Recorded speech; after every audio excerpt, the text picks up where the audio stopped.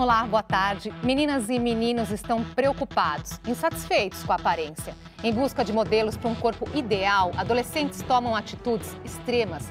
Na internet, toda semana aparece um desafio da beleza diferente que leva centenas de meninas a postarem fotos mostrando o quanto estão magras. Uma moda que custa a saúde de muita gente. Letícia tem 15 anos e é uma feliz exceção. Está 100% satisfeita com a aparência que tem. Eu me enxergo como uma menina fora do padrão de beleza estética, mas que aceita o próprio corpo. Eu sou bem satisfeita comigo mesma. Mas a maioria das meninas e das mulheres adultas também não tem toda essa autoestima. A febre nas redes sociais chama AB Crack.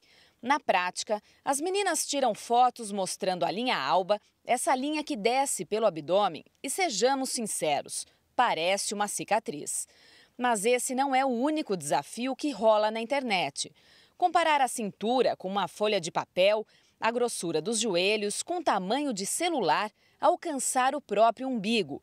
Tudo em busca de um padrão de beleza inatingível para a imensa maioria das meninas. Cada pessoa tem a sua individualidade metabólica, que consegue chegar em determinadas formas ou não. Se privar de uma alimentação saudável para ficar bem na foto pode causar muitos estragos à saúde. O que a gente vê hoje é o tal do falso magro, né? É aquela pessoa que tem um peso baixo, mas uma constituição física ruim. Você tem que gostar do seu corpo, do seu jeito. Não tem necessidade você buscar algo padronizado.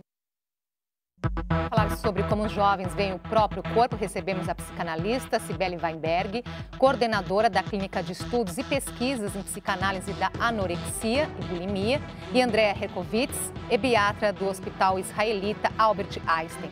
Participe aqui, você pode mandar perguntas e comentários, pode ser via Facebook e também pelo Twitter, os endereços estão na sua tela. Obrigada pela presença. Obrigada hoje, a você. Obrigada, gente. Os transtornos alimentares sempre existiram, não é, na verdade? Agora, o que a gente percebe aí, vocês vão dizer se é isso de fato, parece que surge aí um novo aliado, né? Agora com as redes sociais, com os blogs, mesmo com o WhatsApp. Sem dúvida, né? Eu não sei se você concorda, sempre existiram, são doenças, são transtornos psiquiátricos, mas eu acho que você tem razão, né? A internet hoje é um aliado para esses transtornos, né? São jovens que ficam competindo, quem está mais magro, quem está com o corpo perfeito, e essa ideia aliás, toda a ideia de perfeição é a receita para o sofrimento, né? Porque quem é que tem um corpo perfeito e quem é que consegue, né?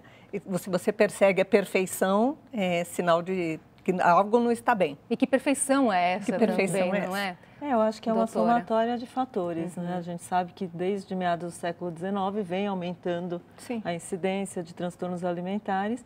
O que acontece é que antes a pessoa estava sozinha na sua casa, tendo todas as atitudes e buscando o que ela pretendia sem muito modelo comparativo. Hoje não só existe essa competição, as informações chegam em casa sem ela nem precisar sair, e muitas vezes errada, porque o adolescente também não tem o discernimento de saber o que é informação correta e o que é informação errada. E, além disso, eu acho que essa pressão da moda, da associação da magreza com a beleza, que também é uma coisa que vem evoluindo, né? A gente olha pinturas e quadros antigos, as modelos eram mais cheinhas. Hoje elas são bastante magras. Exatamente, hoje a gente vê essa associação aí da magreza é saúde, né? É sucesso, mais do que sucesso. Existiu essa mudança, né? Em que momento que existiu essa mudança? Quem é que dita isso, doutor? Não sei se existe um momento, né? Talvez na moda, alguns livros falam das modelos, aquela Twig, né? Que era o corpo meio andrógeno, mais magrinha. Mas eu acho que hoje a competição da nossa sociedade incentiva muito isso, né? Eu vejo meninas que a gente trata, você deve ter essa experiência também, uma está magra pesando que seja 45 quilos, a outra eu quero pesar 43, eu quero pesar 42, né? E essa competitividade também que incentiva. Elas estabelecem uma meta sem motivo nenhum. Sim, não tem, número. Eu quero 42. Sem noção de se para essa estatura, para essa composição física, o 42 é adequado. Agora, a gente percebe essa competição grande, né? Então, elas trocam fotos ali, colocam nos blogs, trocam fotos via WhatsApp. Agora, a pergunta é, de certa forma, esse transtorno, ele já existia e ele é só, assim, aumenta ainda mais com a presença desses blogs, desse conteúdo nas redes sociais, ou não? Ou esses blogs podem servir de incentivo? Incentivo, disparadores. Né? Vamos pensar assim, que para desenvolver um transtorno alimentar precisa ter um tipo de personalidade, né? Então, tem uma série de fatores. Fatores familiares, fatores psicológicos, fatores endocrinólogos, você pode até dizer um pouquinho melhor, né? Dessa questão médica. Mas é preciso, ambientais, mas é necessário todo esse conjunto de fatores e principalmente a personalidade, né? Uma personalidade perseverante, perfeccionista, porque dieta, todo mundo acaba começando uma dieta, só que as pessoas desistem, eu falo, já tá bom, já entrei naquele vestido, já tá bom. Né? E essas meninas são muito perseverantes e elas vão até o fim, eu quero pesar menos, eu quero pesar menos, e até onde vão? É um risco. O que acontece é que a gente não sabe exatamente quais são as causas do transtorno alimentar. É multifatorial, aparentemente, como a Cibele falou. Então, existem questões psicológicas, existem questões de estruturas familiares, famílias que têm muita exigência em relação aos filhos ou totalmente desestruturadas, mas também tem questões orgânicas que ainda não estão esclarecidas. Questões cerebrais, aparentemente de estrutura cerebral mesmo, ou só fisiologicamente alteradas, que a gente acaba vendo em alguns diagnósticos de imagem, algumas alterações. Mas o que acontece é que eu não sei se eu tenho, se você tem e se ela tem. A gente vê que as meninas começam a acompanhar, a seguir blogueiras, seguir dicas. Algumas têm o discernimento porque elas não têm essa predisposição. E olha, acho interessante, até tenta fazer uma dieta, mas não desenvolvem a doença, não tem o clique da doença. É igual uma droga, ninguém sabe quem vai viciar e quem não vai viciar. Exatamente. O transtorno alimentar é a mesma coisa, você não sabe se você é suscetível a desencadear um transtorno alimentar ou não. Vocês falam várias vezes aí, né? Desenvolver a doença, o transtorno, né? Eu acho que vale esse alerta importante, porque nós estamos aí assistindo, vendo, né, nesses blogs, na internet, esses jovens tratarem anorexia e bulimia como um estilo de vida e não como uma doença. Incentivando, dizendo que existe como se fosse algo positivo, não é? Isso, que é bacana, né? Que é um estilo de vida, que aquilo não é doença. Esse é um alerta importante para os pais, né? É doença, precisa tratamento, precisa uma ajuda muitas vezes multidisciplinar, né? Uma terapia familiar, uma terapia individual, o psiquiatra, a nutricionista, é uma doença. E eu acho que o perigo é que hoje em dia todo mundo acha bacana ser magro. Então, se uma menina começa a emagrecer, inicialmente os pais, né, falam, ai, que bom, ela agora está cuidando da saúde, ela agora está preocupada em se cuidar, ela agora está fazendo mais exercícios.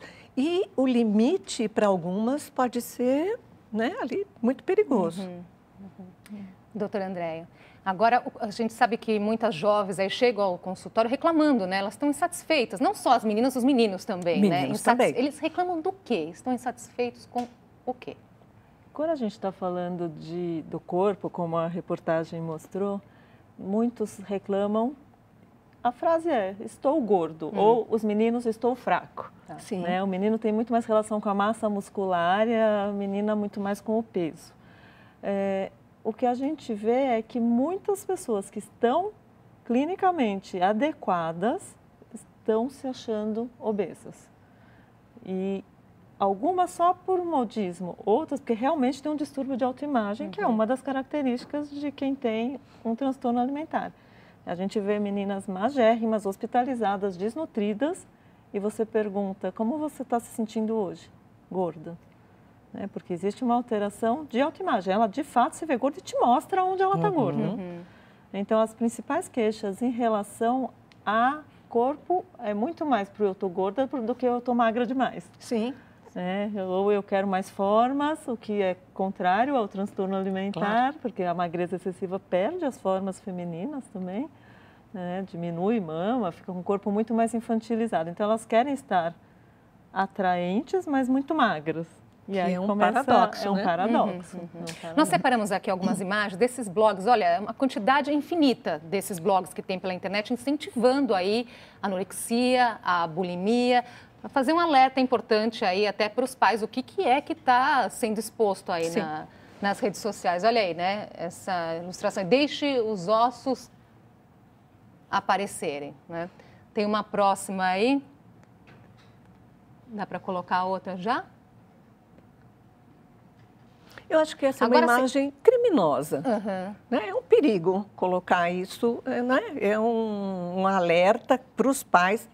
E acho que um alerta importante para os pais verem o que as meninas e os meninos estão olhando na internet, que sites eles estão buscando, o que é que eles estão vendo. Evidentemente é uma menina doente. Evidentemente. Então, que está sendo usada como exemplo. Isso. A outra aí fala, né? A fome dói, mas engorda mais. Tem até um erro de português aí, né? Mas engorda mais 1 quilo. Engordar mais 1 quilo dói mais ainda, né? Seria o correto. Aí tem a imagem aí dessa boca costurada. Quer dizer, quando a gente olha aí, a fome dói, parece que há uma percepção de que a pessoa está fazendo mal. Está fazendo um esforço, né? Um esforço. Não é uma coisa natural, eu não como porque eu não tenho fome. Ela tem fome, mas ela está se esforçando muito para não comer, porque ela tem um outro objetivo. E o que motiva esses adolescentes a seguirem dessa forma? Porque se existe uma percepção de que existe a dor aí no caso, de que não é bom, mas por outro lado, o que faz com que elas persistam nesse mas caminho? eu acho que é isso, eu resisto à fome.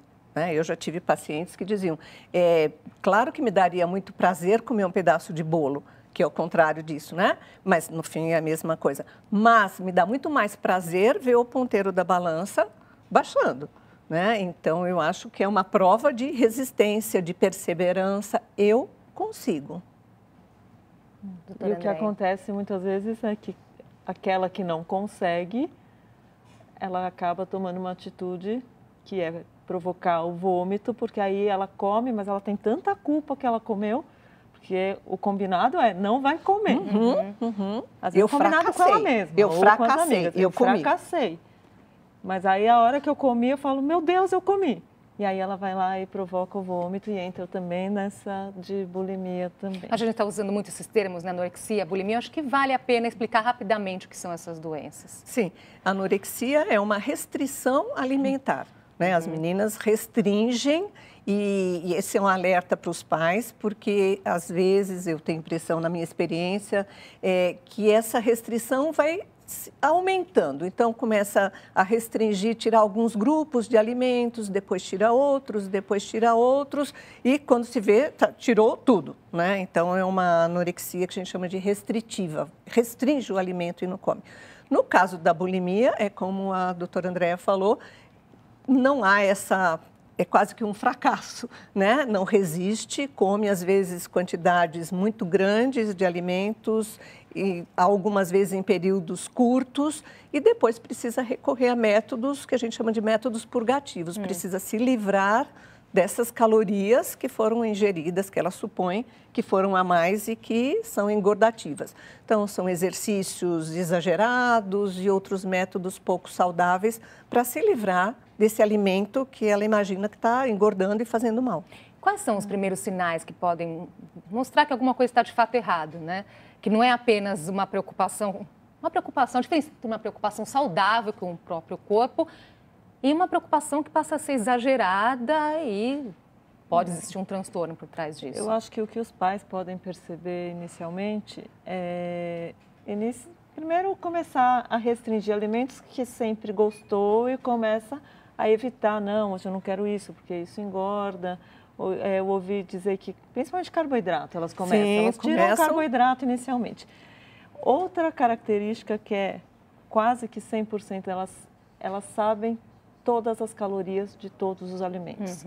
Aquela adolescente que está pegando todos os produtos e antes de abrir, ela vai olhar a tabelinha para ver quantas calorias tem, é um sinal importante. Sinal de alerta. É um sinal alerta. E me desculpe, também começa a mudar os horários das refeições.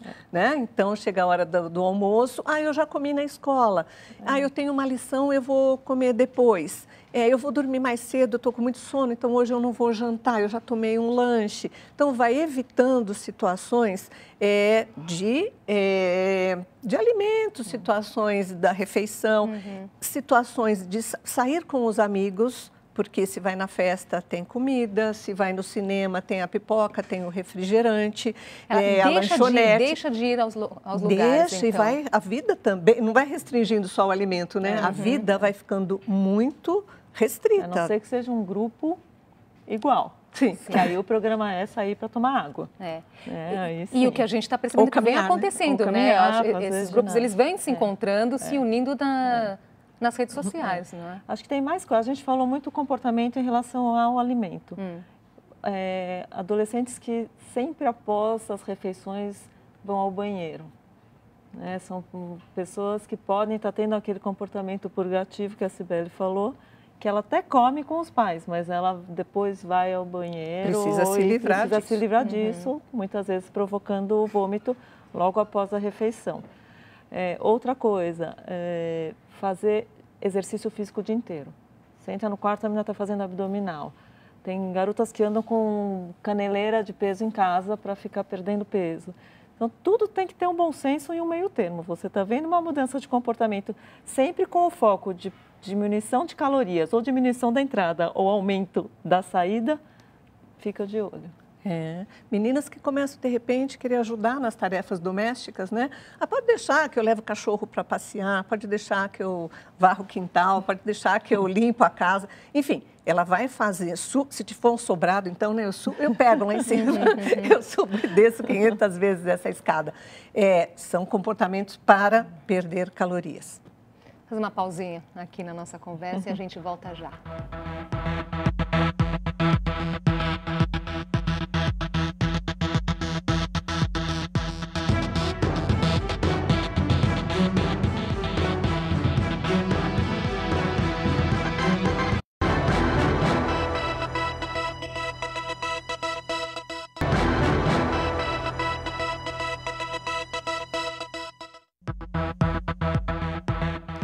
Já estamos de volta com o JC Debate. Hoje conversamos sobre como os jovens veem o próprio corpo. Com a gente, a psicanalista Cibele Weinberg e a ebiatra Andréia Herkovitz.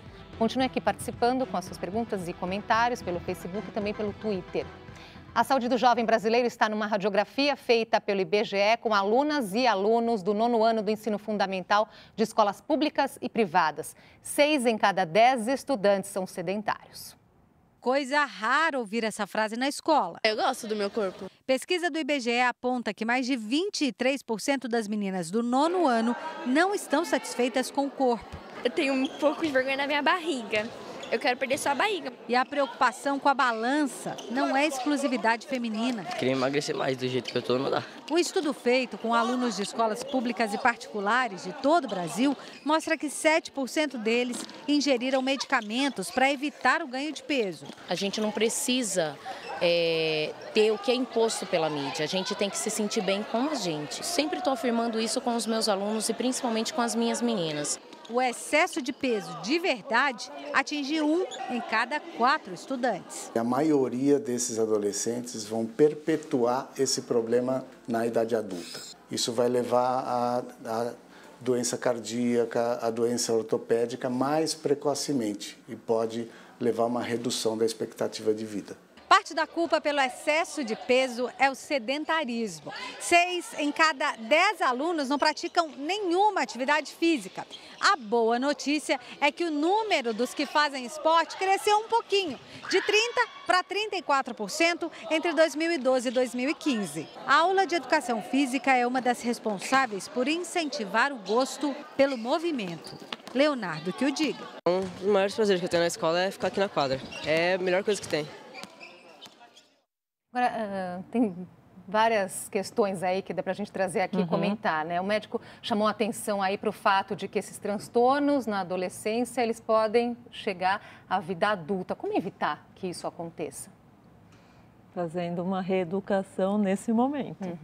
É a prevenção, né? A gente tem que trabalhar um pouco com medicina preventiva, evitando danos futuros. Você viu, ele falou em cada 4 adolescentes realmente estão obesos. Então, de fato, existe um índice importante de obesidade hoje no Brasil também. Como evitar?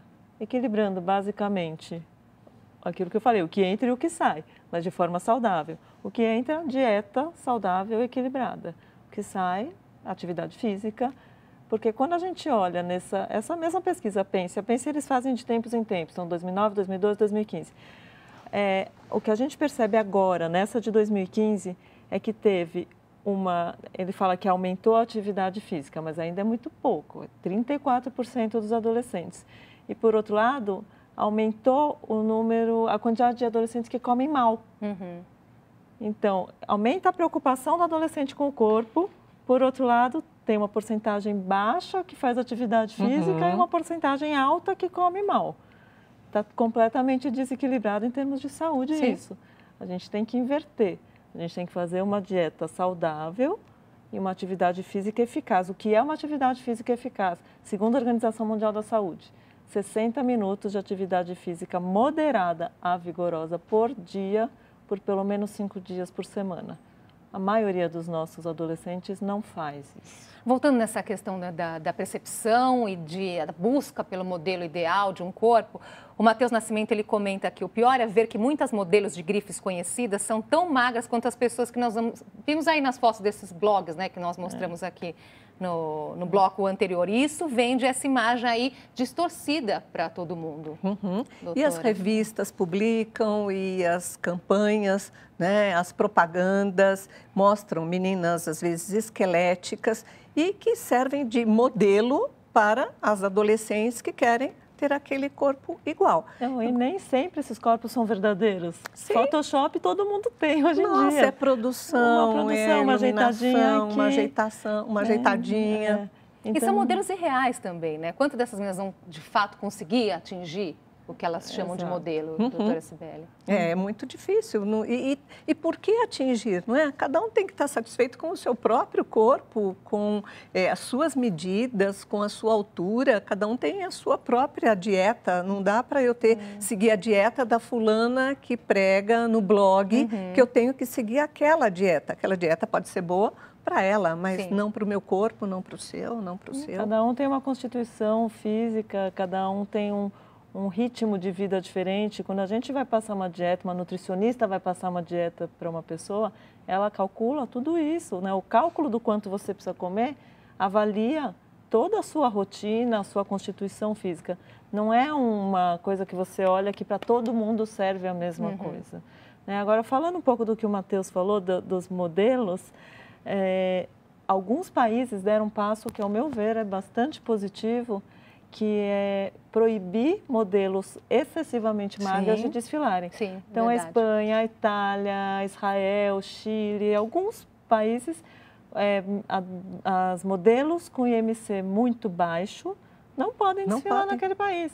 Assim, pelo menos você começa a não ter uma querendo referência. Nossos modelos, a partir do momento que elas estão ali desfilando, trata-se então de um padrão de beleza. Elas estão vendendo o que é belo. Elas foram escolhidas para isso. Exatamente. Agora, qual é o papel aí de pais e educadores para valorizar a autoestima desses jovens? Para fazer com que eles gostem, né, do corpo deles, da forma como eles são, e parar de buscar aí esses modelos irreais. E mostrar que uma menina, um menino, tem outras coisas interessantes. Né? São inteligentes, são criativos, bons alunos, enfim, a vida pode ser muito mais interessante do que uma contagem de calorias. Né? Eu tenho um exemplo que outro dia eu fiquei estarrecida, deve ser comum, hoje eu aqui não sabia, de uma menina me dizendo que na classe dela todos sabem o seu IMC. Quer dizer, para quê? Que informação é essa? Não é mais RG, é IMC. Não é RG, eles fazem o cálculo aí, que é o peso com a altura, né? É massa corporal. E aí, o que está todos sabem de cor essa informação. Sabem, né? E aí fica aquele que está com o IMC um pouquinho mais alto, então é o gordinho, é a gordinha, já começa a sofrer bullying. E às vezes não é. E você sabe que na adolescência, até isso não é padronizado, né? Porque adulto se estabelece uma faixa de magreza, de normalidade e de obesidade. Para o adolescente, até 20 anos, a gente não usa esse padrão. Existe um gráfico com relação da idade por sexo, para peso e para altura, e que a gente faz um cálculo em percentil e lá no gráfico você vai ver se está adequado ou não. Infelizmente, eu vou ter que interromper aqui esse papo tão importante antes que o horário eleitoral nos atropele aqui. Eu vou deixar como dica, então, o livro que é organizado pela doutora Cibele Weinberg, Psicanálise de Transtornos Alimentares. E para quem quiser buscar ajuda... A gente tem um grupo que é um projeto social chamado CEPAM, é um grupo de psicanalistas. No nosso grupo nós não temos psiquiatras, nutricionistas, nós temos psicanalistas e que a gente oferece terapia a um preço de acordo com a renda familiar. O endereço está aparecendo aí, redecepam.com.br. Isso, redecepam.com.br. Tem o telefone para triagem, que é 11 3081 7068. Um recadinho final, doutora Andréia? Eu acho que é mais para as famílias realmente estarem atentas, né, aos sinais de qualquer mudança de comportamento dos seus filhos. A gente fala muito no feminino porque é mais mulher, mas os meninos também têm. Para procurar ajuda de pessoas capacitadas a ajudar a lidar com o problema. Muito obrigada pela presença de vocês aqui hoje, esse alerta tão importante para as pessoas. E até uma próxima. Obrigada. E o JC Debate fica por aqui. Inscreva-se no nosso canal no YouTube. Estão todos os nossos programas anteriores. youtube.com/jornalismo TV Cultura. Uma ótima tarde para você.